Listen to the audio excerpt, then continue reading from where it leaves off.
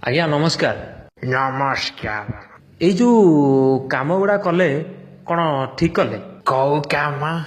ଆଜ୍ଞା ବିଧାୟକ ମାନେ ପାଇବେ ଲକ୍ଷ ଟଙ୍କା ଦରମା, କ'ଣ ସବୁ ଓଲଟେଇ ପକାଉଛନ୍ତି ଯେ ଡବଲ ଦରମା ପାଇବେ। ଗୋଟାଏ ବ୍ରିଜ୍ ପରା ତିଆରି କରୁଛନ୍ତି ଯେ 2 ବର୍ଷ ଜାଗାରେ 5 ବର୍ଷ ଲାଗିଲାଣି, ସେ ପୁଣି ଭୁଷୁଡ଼ି ପଡ଼ିକି ଲୋକ ମରିଗଲେ। ଆଜି ଯାଏଁ ତ ବହୁତ ଗାଁକୁ ଲାଇନ୍ ଯାଇପାରିଲାନି, ପରିବା ସଂରକ୍ଷଣ ପାଇଁ ଗୃହ ହୋଇପାରିଲାନି ଯେ ଚାଷୀମାନେ ଆତ୍ମହତ୍ୟା କରୁଛନ୍ତି। ଗାଁକୁ ରାସ୍ତା ନାହିଁ ଯେ ଜନନୀକୁ କାନ୍ଧରେ ବୁହା ହେଇକି ନିଆଯାଉଛି। କ'ଣ ଏଇସବୁ କାମ କରିଦେଲେ ବୋଲି ତାଙ୍କ ଦରମା ଡବଲ ହେଇଗଲା? ମୁଁ ଯଦି ହେଇଥାନ୍ତି ଅଧା କରିଦେଇଥାନ୍ତି, କହିଥାନ୍ତି ପୁରା କାମ କଲେ ପୁରା ଦରମା, ନହେଲେ ଜମା ଦରମା ଦିଆହେବନି। ହଉ ସେ କଥା ଛାଡ଼, ଡବଲ ଦରମା ନେଇକି ସେମାନେ କ'ଣ ଭାବୁଛନ୍ତି କାମ କରିବେ? ଆଉ ଚୋପାଟା କରିବେ ନା ଏବେ ଡବଲ ମଉଜ କରିବେ, ଡବଲ ସପିଂ କରିବେ।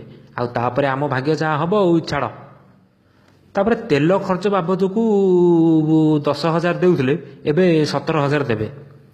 ସେ ତ ସରକାରୀ ଗାଡ଼ିରେ ସେମାନେ ସବୁ ବୁଲିଲେ, ଆଉ ପୁଣି ତେଲ ଖର୍ଚ୍ଚ ନେଇ କରିବେ କ'ଣ?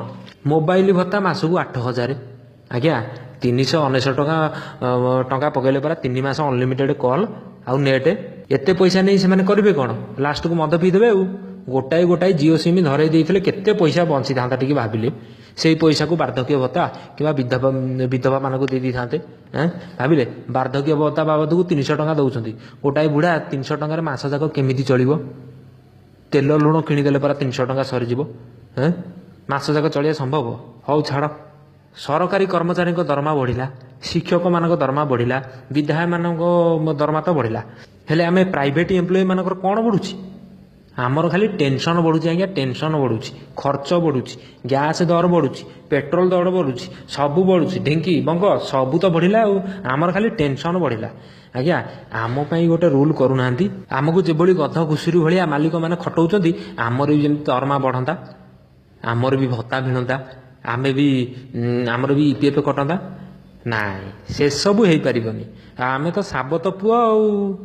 ହଉ ଛାଡ଼, ଯାହା କରିବେ କରିବେ ଆଉ, ଯାହା ଆମ କପାଳରେ ଲେଖା ଅଛି, ଆଉ ଆମେ କ'ଣ ଭାବିକି ଆଉ କ'ଣଟା ହେବ। ହଉ ହଉ, ବ୍ୟସ୍ତ ହୁଅନି, ତୁମ ପାଇଁ ବି ଆଗକୁ ଯୋଜନା ହବ। କିଛି ହେବନି ଆଜ୍ଞା, କିଛି ହେବନି। ରହିଲି ଆଜ୍ଞା, ନମସ୍କାର।